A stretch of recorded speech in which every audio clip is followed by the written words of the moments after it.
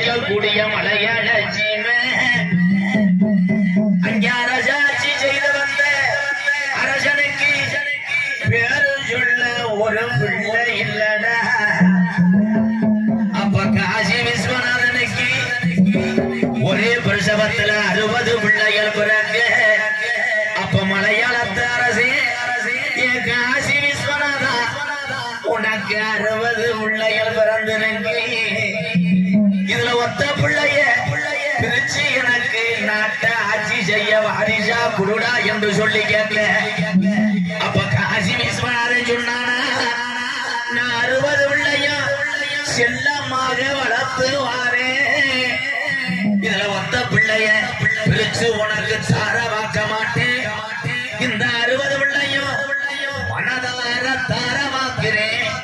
இது மொத்தமாக அழைத்து சென்று மலையாள நாட்டில வளர்த்து அரசவையில அரசனாக்கு என்று சொல்லி 60 பிள்ளையும் மலையாள நாட்டுக்கு தாரவாக்க. ஒப்போக விளைஞ்சு செல்வம் செழி பறந்த மலையாள சீமன் இந்த 60 பிள்ளையும் மலையாள நாட்டு மக்களுக்கு சந்தோஷம் பொறுக்கலடா. அரசனுக்கு வாரிசு வந்துருச்சு.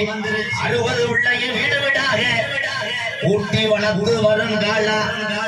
முப்போக விளைஞ்சு செல்வம் செழி பறந்த மலையாள சீமை இந்த 60 பிள்ளையும் வளர வளர பஞ்சம் போகுது.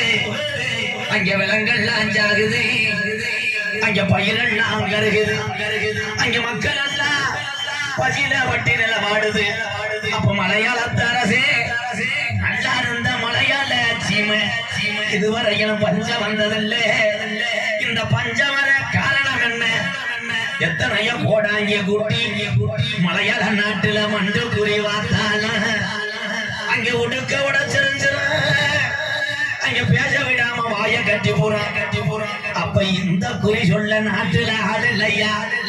அப்ப கோஷு உண்டு கிராமத்துல இருந்து ஒரு கோடாங்கிய கூட்டி வந்து மலையாள நாட்டுல அதிகால 6 மணிக்கெல்லாம் மண்டு குறி வாங்கையில அந்த கோஷு உண்டு கோடாங்கி அவன் வச்ச மண்டு குறியில சொன்னானா, இன்னைக்கு நல்லா இருந்த மலையாள சீமை பஞ்சத்தில வத்தி எறியுதுடா. இந்த பஞ்ச வர காரணம் என்று மக்கள் எல்லாம் குறி வச்சிருக்க. இன்னைக்கு 60 உள்ளையா ஒண்ணு சேர்ந்து உருமாறி நிக்குதுடா. இது புள்ளா கருப்புடா, இது ஆரணி வெங்கடா. இந்த கருப்பு சங்கிலில கட்டுனாலும் கட்டுப்பட மாட்டாது. இந்த கருப்பு இனி நாட்டுல இருந்துச்சுன்னா நாட்டை அழிச்சு போறோம் என்று சொல்லி என் கருப்பன மலையாள நாட்டை விட்டு விரட்ட வெளி தெரியாம அங்க பக்கத்துல நெருங்குனா நல்காத்து வீசுது. அப்போ ஒரு வெங்கல பெட்டி செஞ்சு அடைச்சிட்டாண்டா மலையாளத்தை என் கருப்பன. அப்ப பெட்டி கிளம்ப மறுக்குது. அப்போ பெய்யாத மழை பெருமழை வேஞ்சி குத்தி கிளப்புடா என் கருப்பன் பெட்டிய மலையாள நாட்டை விட்டு. அப்ப மலைட்டாட்டு தண்ணியில என் கருப்பின் வெற்றி வருதுடா கீ நாட்டுக்கு ஒத்தையில. அப்ப என் கருப்பனுக்கு என்னைய செல்லமா ஊட்டி வளர்த்த மலையாள நாடு உனக்கு இங்கே இருக்க இடம் இல்லடா என்று சொல்லி என் வெற்றி வருதுடா ஒத்தையில. நான் தமிழ்நாட்டுல போய் எந்த திசையில போய் உட்கார எனக்கு வழி தெரியலையே என்று புலம்பி கேட்டு கருப்பின் வெட்டி இறங்க அட அழகு மலக்காடு என் அருவி மலை சொங்க. அந்த 18 திருடர்களா அழகு மலை வனக்காட்ட கொள்ளையடிக்க வருங்காலம். அங்க மலட்டாட்டு தண்ணியில வந்த கருப்பின் வெட்டி திரும்புதடா அழகர் கோயில் எல்லைய நோக்கி.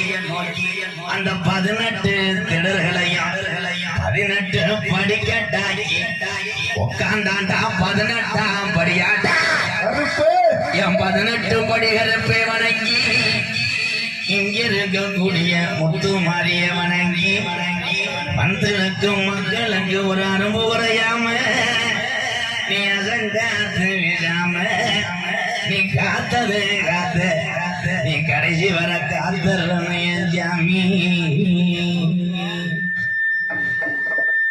என்ன கடத்தும் என்ன கடத்தும்